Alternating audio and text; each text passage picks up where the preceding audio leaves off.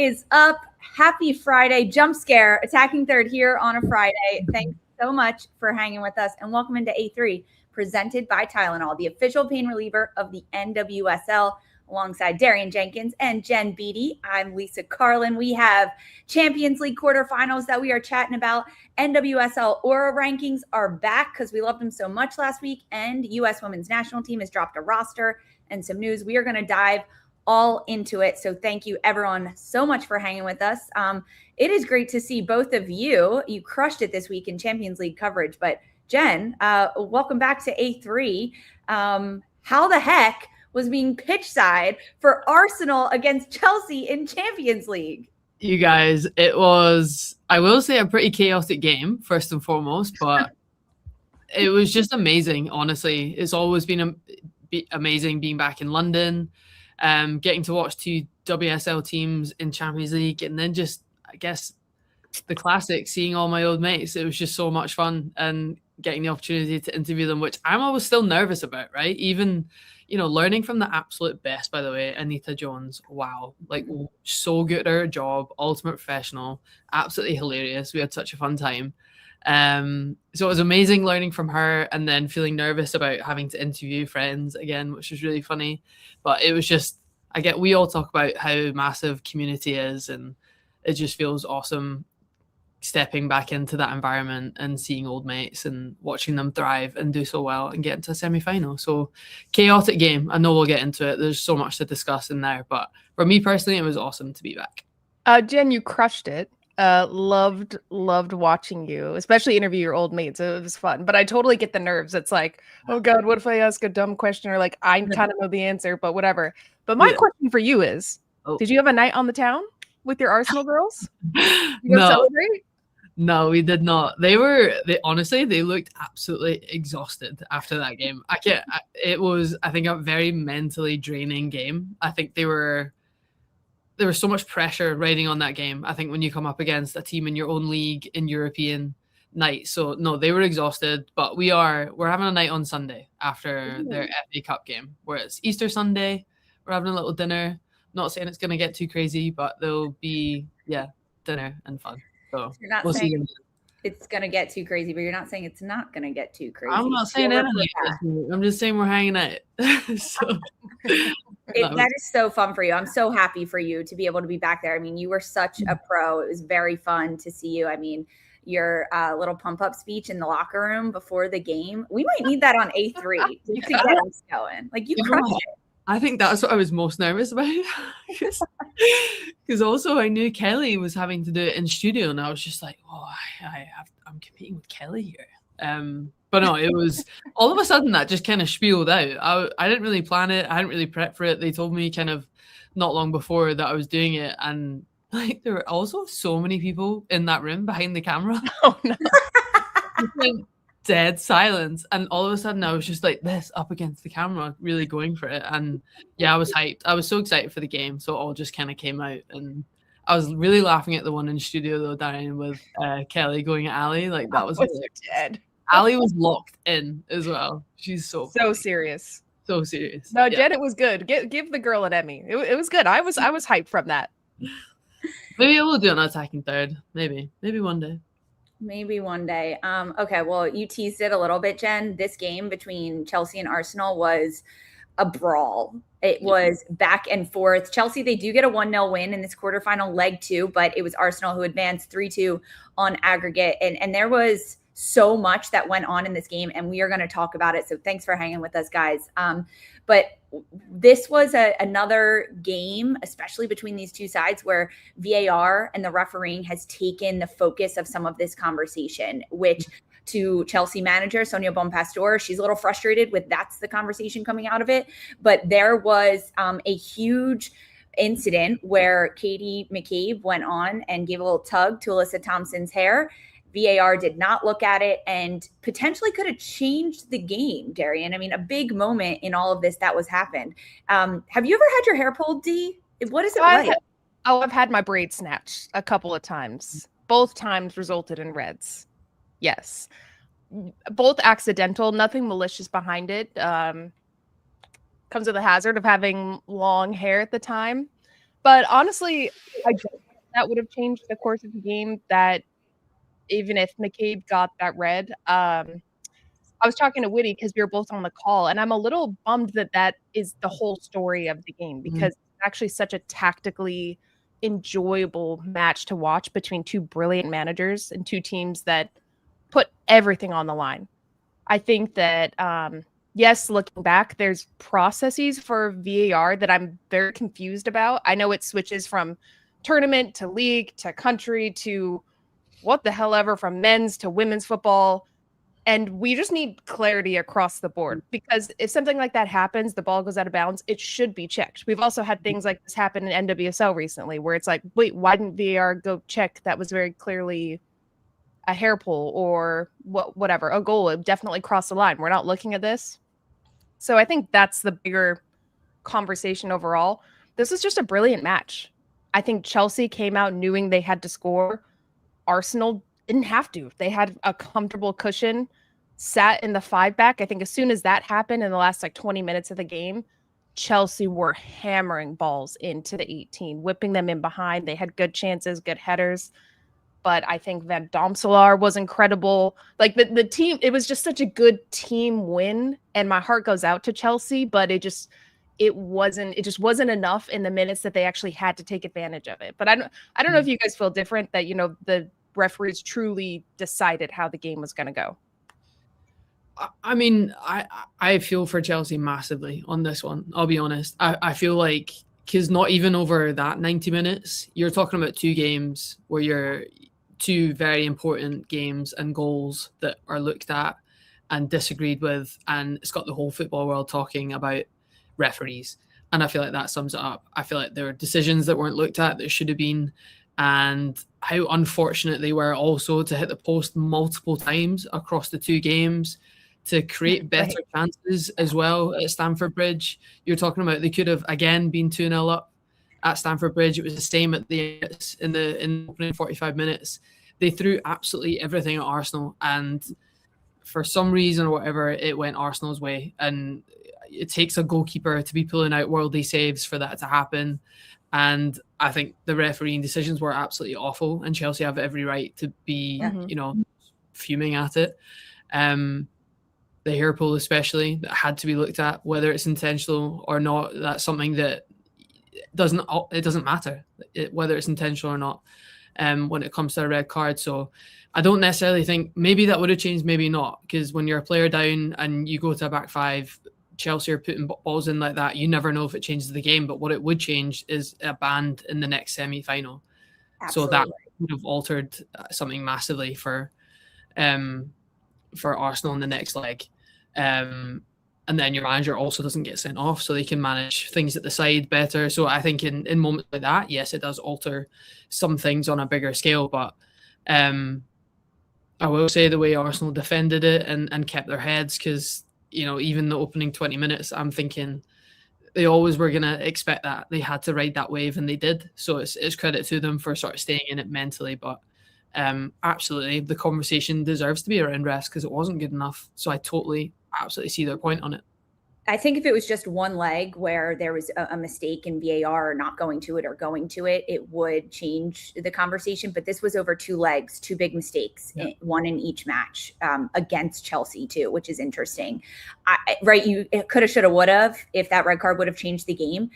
McCabe was an excellent defender in this match. And I think that would have changed if she was taken out of the game to be able to create a little bit more space. But needless to say, I think Arsenal looked very comfortable in this game, despite everything that Chelsea was throwing at them. The kitchen sink. I mean, all of their best plays, their best moments that Chelsea had in this game, Arsenal still looked in control of the quarterfinal as a whole, which is very telling about a team that is on a mission to win the Champions League again. And to me, that is what Arsenal looks like. There is nothing that is going to get in their way and stop them on their way to another Champions League final. And then they want to win it. I don't know. Lyon is a pretty good team with just as much depth, Lisa.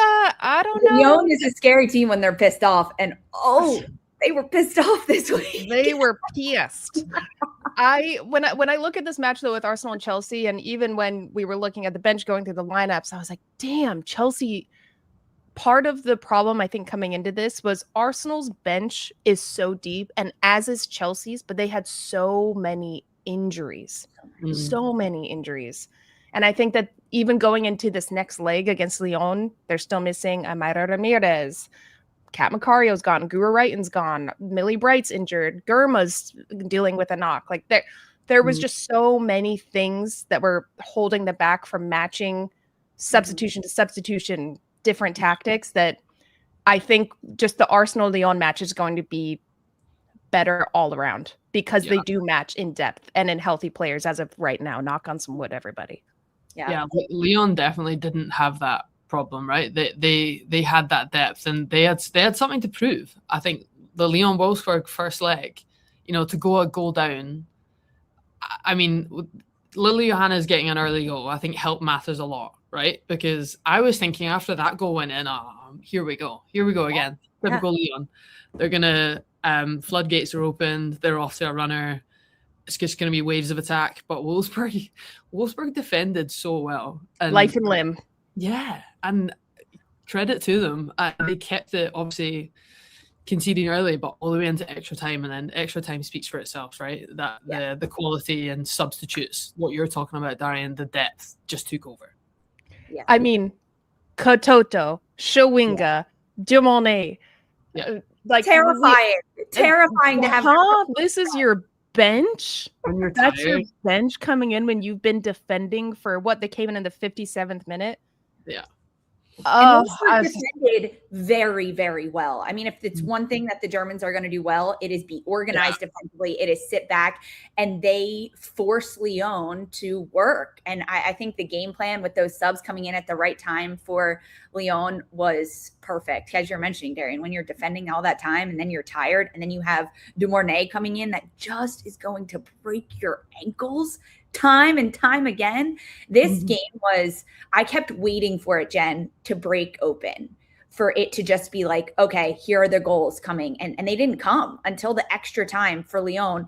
And then once the second one came, it was like, bam, bam, bam. To come back from down a goal and to ultimately win 4-1 in extra time after playing for so long, it showed a different side of Lyon that we did not see in leg one, and their grit and their willingness to continue to get the job done and throw all these different pieces at Wolfsburg. Poor Wolfsburg at times. It's like they're just coming at them in every play. They did so well, like to stay in it. But Wolfsburg for me was almost what I was expecting from Real Madrid. And that, my friends, did not happen. No. Full stop, Barcelona are just too good. Right. Barcelona's watching poetry in motion. Any vulnerability you have, because you're not going to have the ball. You're just not. No. Any vulnerability you have, there's going to be a way to break through it somehow. There's going to be some sort of breakdown.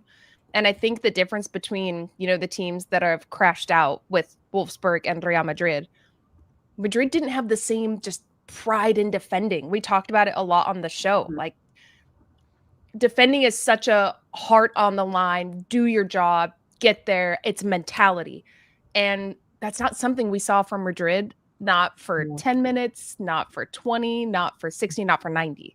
It's just, that's the biggest issue. And I think even when we were talked a lot about with investment with Real Madrid and what this team could be, but if you don't have the mentality piece, whether that's coming from your manager, the culture of your team, you're not going to compete with a team like Barcelona.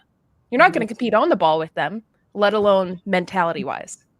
No, and it was by far they had the biggest test, right? They had the El Clasico format with up against the best in the whole competition 3 times in a row. Yeah, 3 times in a row, and they conceded 15 goals across those 3 games. Real Madrid. But I couldn't agree more. Of any team that should know that humility is probably the most important thing when you're up against Barcelona, and to be comfortable being uncomfortable in those moments I totally agree with you guys. There's just no chance of progressing if you can't if defending isn't at your foundation to have to earn the right to then go and play up the other end. Ultimately, Real Madrid just aren't at that level yet, and Barcelona made sure of it. Barcelona did make sure they advanced 12-2 into the semifinal, and Barcelona will take on Bayern Munich in the semis. And we got to see talk about a team that defended with heart. I think Manchester United, who came into this competition as debutantes, they fell 2-1 on the day to Bayern Munich, who advances 5-3 on aggregate into the semis. But it was a season to be remembered for Manchester United. Darian, how would you rate the debut season for United in Champions League? 9 out of 10, just because they're not getting to a semifinal. But what a way to make an impression on Champions League. Like, this proves investment, recruiting, a good game plan, a bought-in mentality will take a team and a club so far. To come in and take down giants in Champions League, compete with Bayern Munich, I think is just massive. And they were a joy to watch. I think they were defending masterclass for most of this Champions League run. And then we finally got to see them gain the confidence to express themselves in the attacking third. And they just have such a talented squad. And I hope that they make it back to the Champions League, because they were such a force to be dealt with. But they should be incredibly proud. It was one of those teams similar to Leuven. I got to throw it in every once in a while, where you just cheered for them because it means so much more than just for Champions League. It's for women's football. If you invest, this is what magic can happen. They played so well too. They played like they were not debutantes in this competition. And I think going up against so many different club teams from different nations is where you learn so much about who you are as a group. And if I'm United and I'm Mark Skinner, I'm going to say, okay, German teams, we got to work on defending against them, because 10 of the 12 goals United conceded in this Champions League, they came against German teams. So they're going to work on that one. That's a tough stat for Manchester United to swallow, but it is, I feel like, just one step away if they can get back into Champions League next year. Jen, what is the next step for Manchester United to take their run even farther next year? You know what? I think defensively they were so strong up against teams, I guess I could say, with like that are on a similar level to them. I think where they could step up is becoming even stronger from that respect. I think they are at a great level, and I think they've done so well in their first season to even finish where they finished in league phase, to progress in knockouts, to look incredibly strong against Atletico Madrid, to keep as many clean sheets as they did for the next phase, is to narrow those defeats against Wolfsburg, against Lyonnes, not concede as many goals as that. I know that they'll strengthen up top. They had Ella Toon out injured for the majority of their season so far across all competitions. She would add firepower up top, along with Jess Park, along with Melvin Mallard. So they do have that quality. Obviously, Leah Schuler was brought in as well, but defensive foundations has been such a character trait for them, which I've loved watching, and they stuck to that plan. And for me, it's learning from those moments against better teams that can take them to the next level. Because I think that's what you see it with Real Madrid. You see it when you're defensively show weaknesses against better teams, you're out. You're not going to progress further than the early knockouts max. So that's how, if they do qualify, which I hope they do. Are they competing with Arsenal? No, I thought they've done brilliantly, and that's how I think they could progress next season. Yeah, well, it was a great debut campaign for Manchester United. So Bayern advances. They will take on Barcelona in the semifinal. It is a two-legged semifinal. And then Arsenal will take on Lyon. That all starts April 25th and then May 2nd for leg 2. So we are excited for semis, but let's wrap up these quarters of Champions League and give our team of the quarterfinal, because there were some stellar performances, some really good football in this one, some great individual play. So if you have thoughts about your best players in the Women's Champions League quarterfinal, drop them in the chat now. Let us know. These are always a little controversial, our teams that we throw together. We broke it down into formation. Jen, you're going to start with the back, right? Goalkeepers and defense? Yeah, and I'm loving this comment, Lotte Wubben-Moy, because I actually found the centre backs really hard because there's She was incredible. You were talking about the best in Europe. So my goalkeeper, without a doubt, was Daphne van Domselaar. I think she pulled out some world-class saves. Yeah, see, every one of these comments is spot on. Buchanan was so good as well. I will put Lotte Wubben-Moy in. Yeah. Paredes got another goal, so I was tempted to put Paredes in. And she was great. She was so good, and but where she tested the most. Not a lot of defense, but she did play well. But gets a goal at that level. Buchanan as well. This is where I might need your help because these comments are throwing me off. I have my back four written here, but I'm like, I thought Buchanan was brilliant. Help me out in centre backs, okay? We'll come back to it. Emily Fox for me has been the game changer for Arsenal over the past couple of seasons since she's been at the club. There was one moment where Sam Kerr was on a break with a ball over the top and Lotte Wubben-Moy was covering as well. But Emily Fox's recovery runs literally stop so many counterattacks that Chelsea can be such a threat for. And she's done it time and time again for them. She's my right back. Basha on the other side for Lyon. I think on a game that needed urgency and energy and speed of play, she's just always getting forward, always adding to the play, taking shots, throwing in crosses. So I love them on either side. So it's Buchanan, Lotte Wubben-Moy. Lotte Wubben-Moy's in there. It's between Buchanan and Paredes for me for the other centre back. Help me out. Ooh, the other centre back. I was also going to say Viggo's daughter for Bayern. I think like over 2 legs. Yes. On YouTube, they're also saying it too. But I like what Buchanan was really good. I know. I'm going to say Buchanan because they kept a clean sheet. Yeah, which is huge. They ultimately won the game. Mm-hmm. And they kept out Arsenal and threw everything at them. And she was going forward as well at some points. And I agree. She's okay. Yeah, Emily Fox, Lotte Wubben-Moy, Buchanan, Selma Basha.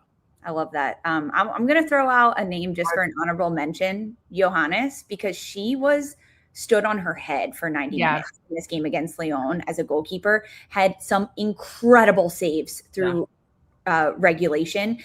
Things got out of hand in the extra time, but not her fault by any means. There was just a breakdown and too much force coming at Wolfsburg from Lyon. All right, Jen, I love your back five. Really good stuff. Okay. I'm going to take you through my midfield. Please throw some ideas at me because I could have chosen anyone. I am going to start with Alexia Putellas because she continuously set up your teammates as seamlessly as she did when you were going up against such a low block and to continuously find space for herself, for her teammates, 2 assists in this leg 2. Absolutely Putellas. I'm going to go Linda Dahlmann because this performance for Bayern Munich helped them win this game over Manchester United because Manchester United played so well over these 2 legs, gave them their flowers. And it took a little extra unlocking for Linda Dahlmann to win those 50-50s. I mean, she was so dominant in what she did and every challenge Dahlmann went into. So I'm going to throw her in there. This was so hard, guys, but I am going to go with Lily Johannes as my Lyon midfielder, as my third. This player has done so well, and I just love watching her. And I know her shot came off the deflection, but she still was a very consistent player in the midfield for Lyon, and she helped them get the win ultimately in the end. So those are my 3 that I'm throwing out there, but hit me with other suggestions and opportunities. Darian, I know you got a lot. Hit me. I don't know. I love Alessia Russo. I love me some Alessia Russo, whether she's a winger in the 10 or the 9. She played the 10 in this last match. I thought she alleviated so much pressure. And every time she was on the ball, she was either fouled or created a goal scoring chance for Arsenal. Who would you take out then?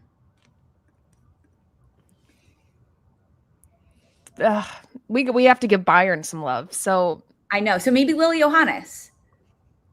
Maybe we could swap Alessia Russo for Johannes. Thoughts on that? Jen?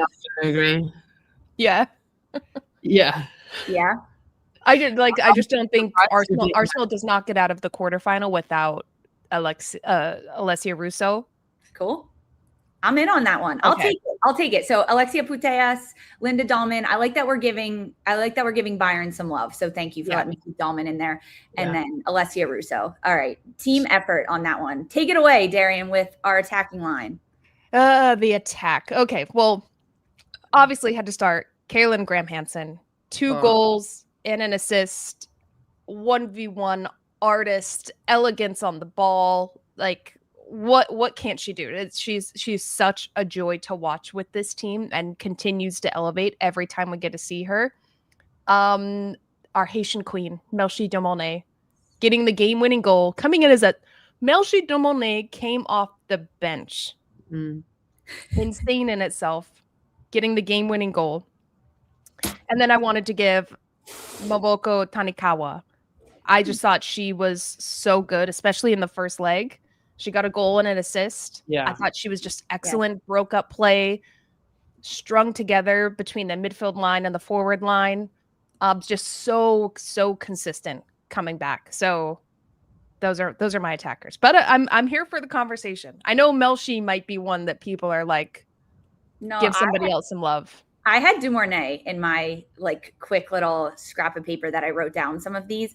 I also wrote down Melvin Millard, but like I don't think necessarily deserves this front line. There's only 3 spots. Didn't do enough to get your team moving forward. She did everything for that front line, but she didn't do enough to get them past. I think I was also caught between 2 minds. Are we just doing leg 2 or are we doing leg 1? Because Pernille Harder had a brace in leg 1 for Bayern that gave them the win. That gave them the win going away to Manchester in this leg 2. But I like the Tanikawa shout. Jen, be the tiebreaker here. Between Harder and Tanikawa. I mean, I love Pernilla Harder.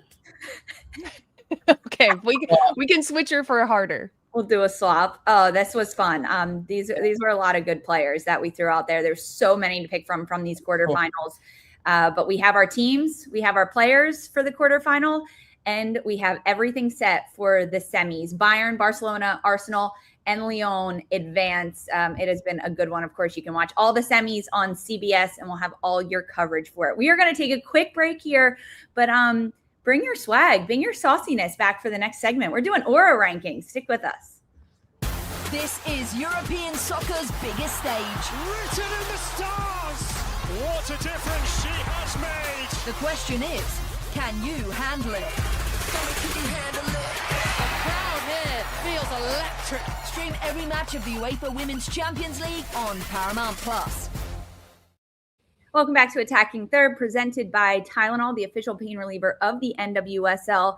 We ran the segment last week. Darian, you crushed it. This was your idea, and the execution was flawless. We thought it's so nice. Let's do it twice. We're running it back.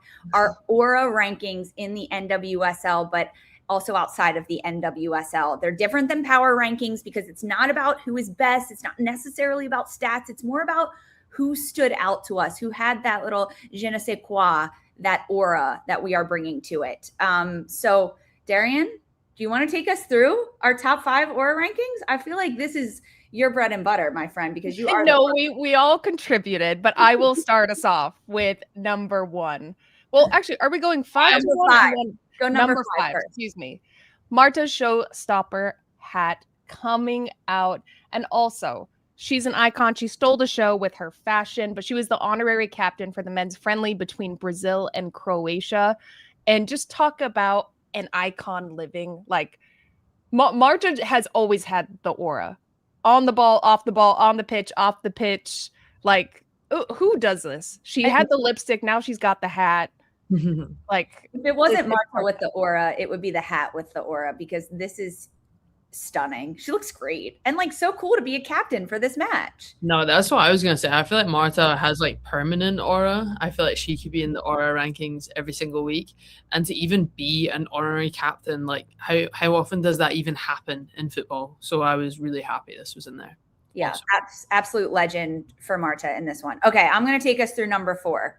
We'll do a little rotation on these aura rankings. Number 4 is the San Diego Wave rookie, Leah Godfrey, who is absolutely on fire. The midfielder continues her hot streak, 3 goals in 3 matches, and all 3 of them game winners. And she does it with such ease. She looks so casual when she's scoring these goals, Jen. Incredible. I think for a rookie, we talked about how impressive the rookies were last season, and I love how they're just continuing to shine. They're coming into this league, and Leah Godfrey is another one that 3 in 3 matches is just like what a start to a season. I can't wait to see the way she progresses in this league, but incredible start and great goals. Yeah, I've been so impressed with her, and we got so much hate for not having her on our team of the week. But guys, it's hard. Everyone's balling out, but she has such aura. And when I initially wrote this, I was like, Leah Godfrey and come on headband, because I love that she is bringing the thick headband back. I think she's setting a trend, and it's such a good luck charm. She's been so impressive coming in and making a statement on that team as well, which is so hard to break into that starting 11. So she has to be on our Aura rankings. For those that don't know, the team of the week is the hardest thing that we do here on Attacking Third. It's by far the most stressful part of my job. Yeah. Yes, it is the hardest thing we do. Yeah. Shall I roll it to number 3? Yeah, take it away, Jen. Okay, I'm pretty pumped I got to do this one because I'm a personal fan. Gonna reach out for Kenza Daly to now be my personal stylist because she shows up every single week in the best fits, and she shone again. It's something I genuinely look out for, and no doubt that it gets posted and loved every single time. But incredible, phenomenal. Kenza Daly, this is a personal shout out. Can you be my stylist? Thank you very much. I got to talk with a lot of the San Diego players last week ahead of their game, and they all talked about how Kenza cares so much about her fashion. And that is like the French culture that she brings to the team, that she sets the standard at the team of San Diego Wave for her pregame fits and everything that she wears in all her style. So I love that we threw her in here. Yeah. To me, it's also just Kenza Daly, period. That is all on the, yeah. Kenza Daly is similar to what we were saying with Marta. Aura. Sick on the pitch. So chill. So French. Sick as fits. Like, just emanates cool. She's going to be in Aura rankings every week. Basically. Probably. Yeah, probably. Let's go to number 2. This one, for my Real Housewives people, I wrote this in our doc as receipts, proof, timeline, screenshots, emails, everything. Because Sonia Bonpastor, talk about a trendsetter, pulling up the evidence of the foul mid-interview with our girl Anita Jones. And Jen, you said you were in the back watching this all happen. You were in the room. How was the tension? It was intense. Look, I'll be honest, and I'd never seen, and I don't think it was a small room. Don't get me wrong, but there are enough people in there to know that is not a normal occurrence. Like I definitely never seen it. But I saw the passion and the anger and the frustration, and I think that was what everyone was apparent. And look, I think having seen it back, everyone gets it. But she had a point to prove, and she proved it. Like, that's bottom line. So it was intense. It was something I'd never seen before, and I really, completely understood where she was coming from. I felt for Anita because Anita was watching it, thinking, "How do I handle? What do I do?" Well, also, yes, there's the proof. It was very clearly missed. Yeah.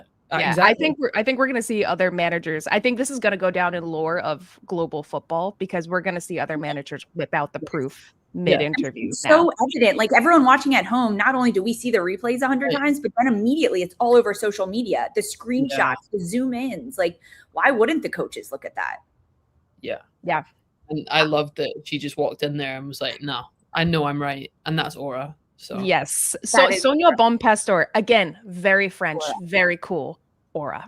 All right. Our number 1 of our Aura rankings for this week comes to us from the Washington Spirit. Washington Spirit. Excuse me. They dropped their newest piece collective, sweatpants and sweatsuit. It is an awesome collection that has dropped across the NWSL. But they misspelled Spirit on the pants. It says Sprit, S-P-R-I-T. Talk about NWSL women's soccer lore. It's going to go down in history. It's just hilarious. And I think this is going to become iconic vintage. You had to be there. You don't get it moment in NWSL history because it is so bootleg funny. Like this is giving 2014 NWSL moments. And especially because Spirit have such swaggy everything. Yeah. And then for them to misspell that is just hilarious. If you got a pair of those pants, keep them forever. Collector's items, they're going to be worth a lot like now because they probably already changed it. Those are our rankings, guys. I love that. If you have other ones for us that you want to drop in that you think we missed that we should add in next week, hit us up in the comments and in the chat. We have NWSL action happening this week. And there is a huge game on CBS on Saturday, Kansas City Current against Gotham FC. It's a rematch of last year's quarterfinal. Remember where Kansas City, they got knocked out by that number 8 seed Gotham, upset in extra time at CPKC. And then Gotham goes on to win the championship. Now in 2026, these teams look a little different. Gotham is struggling offensively. They have not scored in their last 3 games. And Kansas City is coming off of a 3-game road losing streak. Now that they're back at CPKC, they haven't lost a regular season game here since July of 2024, Jen. So this sets up a very enticing head-to-head between Kansas City and Gotham. What are you watching for in this? I seeing the reaction first and foremost. I think you're looking at top players across 2 teams that have been successful last season. They were the talking points of most weeks and how good they were.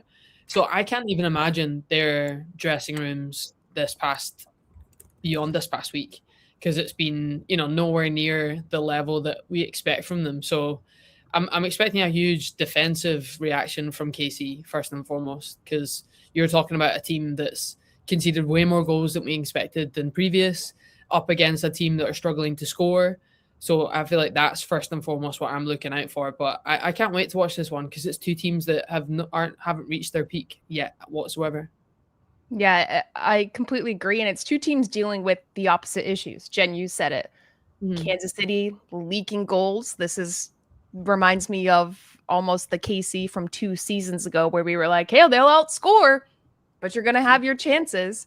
And then Gotham, once again, so strong defensively, but it seems like everybody has their own ideas in the final third. And they have such talent that once it comes together, once they're able to combine and it seems like get on the same page finally, the goals are going to start coming. And this is a big opportunity. I love watching Jordan Dudley for her to sink her nails into this match. I think Kansas City are very vulnerable. She's quick in behind. Her hold-up play is building. This is a time where she can actually step up and try to make her mark in the NWSL as a top-tier rookie. She can. Jordan Dudley has the chops to do it. We just haven't been able to see it fully formed yet. I also think there's still a little bit of a disconnect between Gotham's midfield and their front line. With some new players coming in, including Jordan Dudley, including Savannah McCaskill in the midfield, they're still trying to find that connector piece. And if Jordan Dudley can start scoring goals and take some of that pressure off of Esther, if Midge Purse can continue to be a threat down the sidelines and send crosses in, it's going to change everything for Gotham and what they're doing moving forward. This is a big test. I love this game that we have.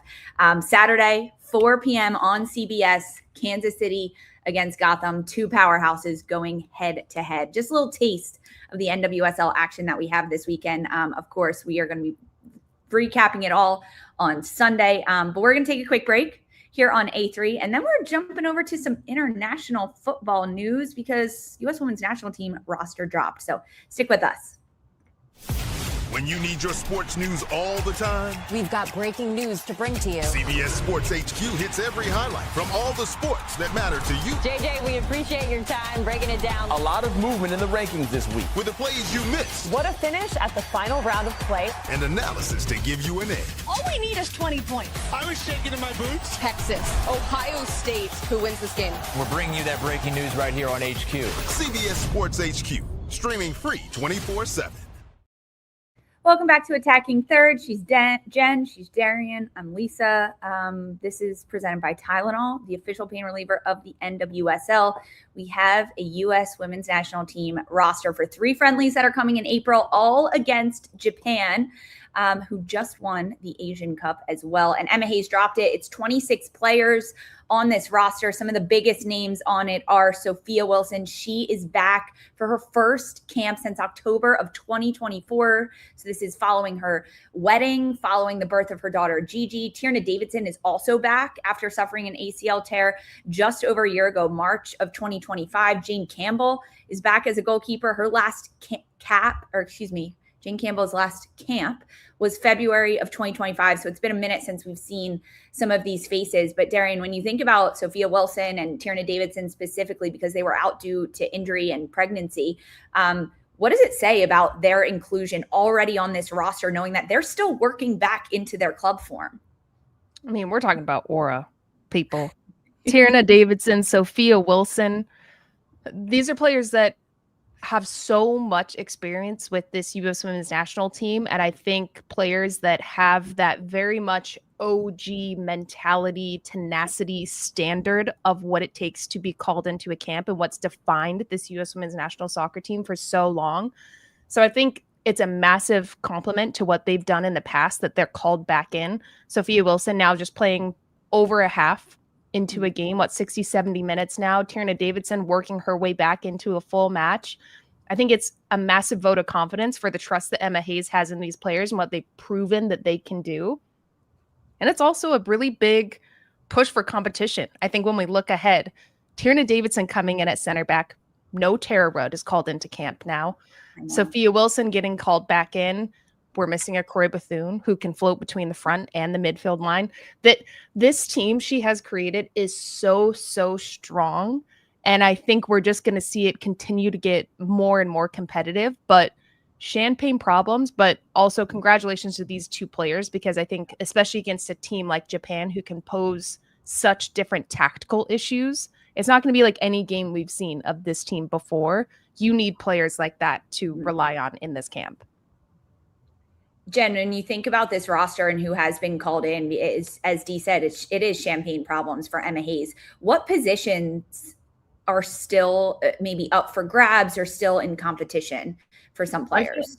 I feel like left back for me will always kind of be the one that of what I've seen lately from the US national team. I think we're talking about Avery Patterson, Giselle Thompson, Lily Reel, all have been tested in that point. And yes, all great players, but still that is the one position that they've all done really well, but who has really gone and stood out above and beyond. And that one's really hard to call. And again, we're talking about champagne problems, but there are other positions on the pitch that I think people have stood out and solidified it a little bit more.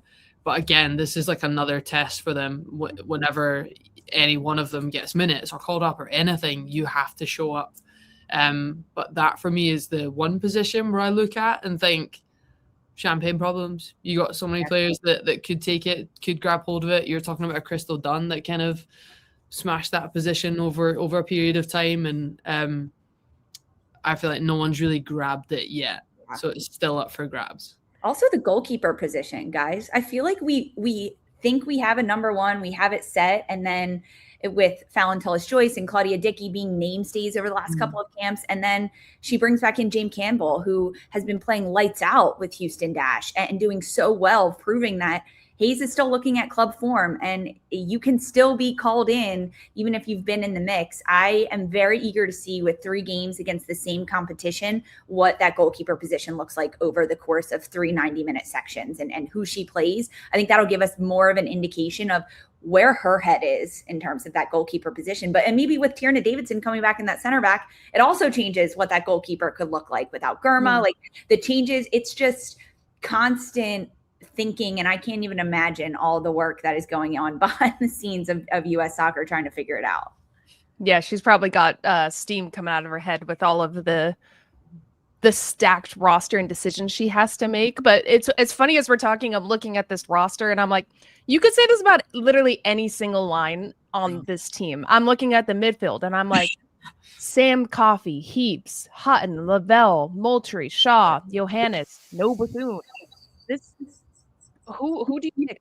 I couldn't say honestly. I couldn't figure out who her ultimate best midfield is right now. Like, what is the combination of the best midfield? I don't know if you two have takes on who it is. No, because I'm even saying even when Lindsay Heaps going back to She Believes, not starting 2 of the games, and she's your captain. So I've got eyes on the midfield. Absolutely. For sure.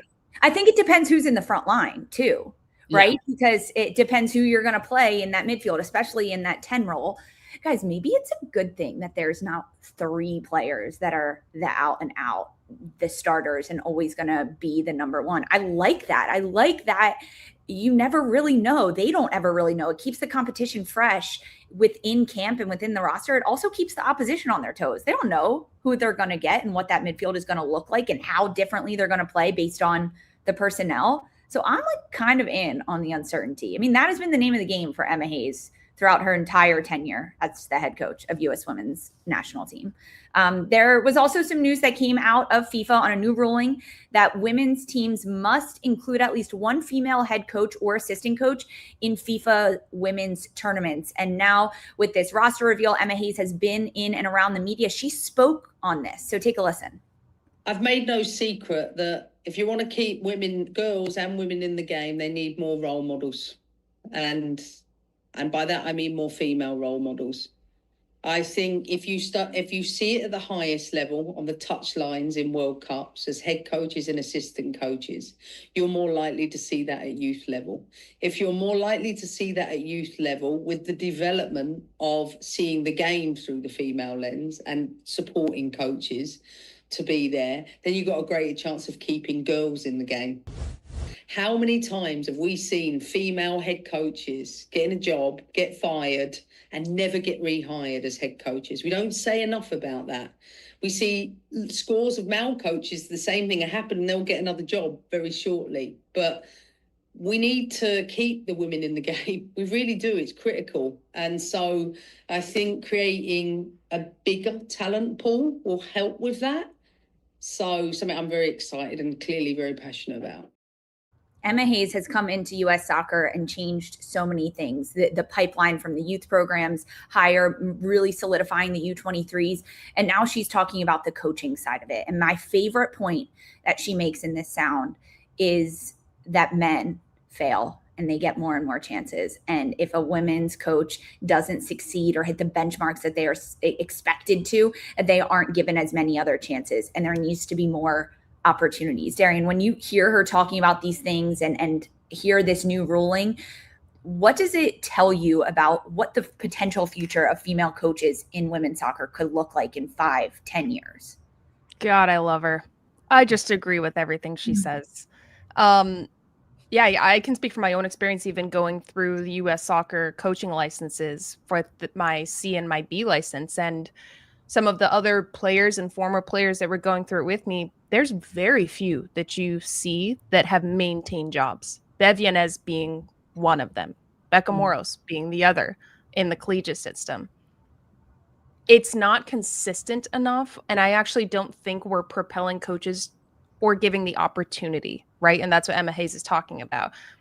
I'm sure we can all speak from, I've had plethora of male coaches that have been very mediocre, that have kept jobs for a long time. And then I look at my female coaches or some around the league that get let go of very quickly after a couple months of it not working out.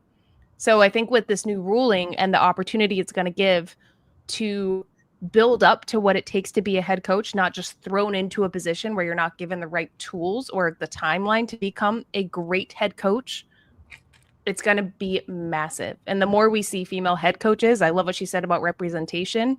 It's just going to keep pushing the game forward. So I think we're going to see so many more female coaches as the leagues continue to expand, as there gets to be more engagement, I think, globally between different leagues and tournaments start to happen more. We're just going to see more and more of these players and women that get into those positions that actually have the proper opportunity to do it justice. Huge. I think diversity is important. Visibility is so important. And I think when you have a coach like Emma Hayes speaking up on all of someone who's gone through the system, knows exactly what it's like and knows where the flaws are at. And, you're talking about someone in one of the biggest jobs in women's football as well. So I think the progress wouldn't have gone as quickly unless rulings like this come into place.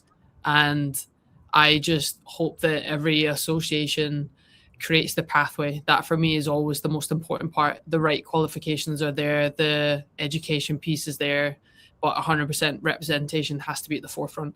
And I don't think, or the hope is that no nation takes it as a sort of token gesture, that people are put in roles that are more than capable of doing the job. But I loved her passion and the way she speaks on it, because she's clearly, just cares a lot about the women's game and how important it is. So I think we're all on the same page here. We all think it's great.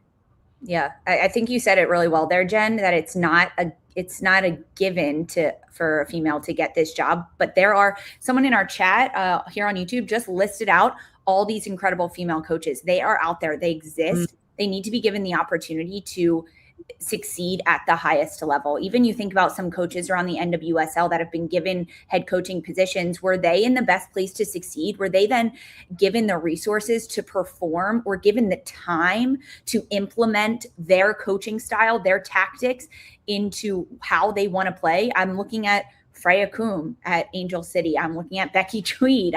There are just so many different coaches that have come in and proven that they can play, that they can coach and do well, but maybe just not given enough time or enough resources to actually execute it and be able to do it. Darian, I think we lost her. We lost her? She was so fed up with the conversation. She was like, Emma Hayes said it best. I'm out on this one. Yeah. Well, we miss you. Yeah. Do you come back soon? Come back soon. This says it on this conversation. There's a lot more that we can talk about, and we will dive into it here on A3. It is far from over. It's just the tip of the iceberg on female coaches and getting them in the game. And now that Emma Hayes is talking about it, there's only going to be more and more and more that come out about it. And of course, we will cover it here on Attacking Third, because there's not much we don't cover, Jen. We got it all in the bag. We cover it all. Thanks, everyone, so much for hanging with us. If you got to go, like Darian, we understand. We'll see you later. Thanks for hanging with us in the chat, listening as a pod, watching on Golazo Network, all the places. We'll be back Sunday night, 7 p.m., right after Bay against Washington, to bring you reactions, analysis, and, of course, our team of the week. Thanks, everyone, so much for hanging with us. For Darian, adios, my friend. Jen, Trey, Munya, our producer today. I'm Lisa. This was Attacking Third.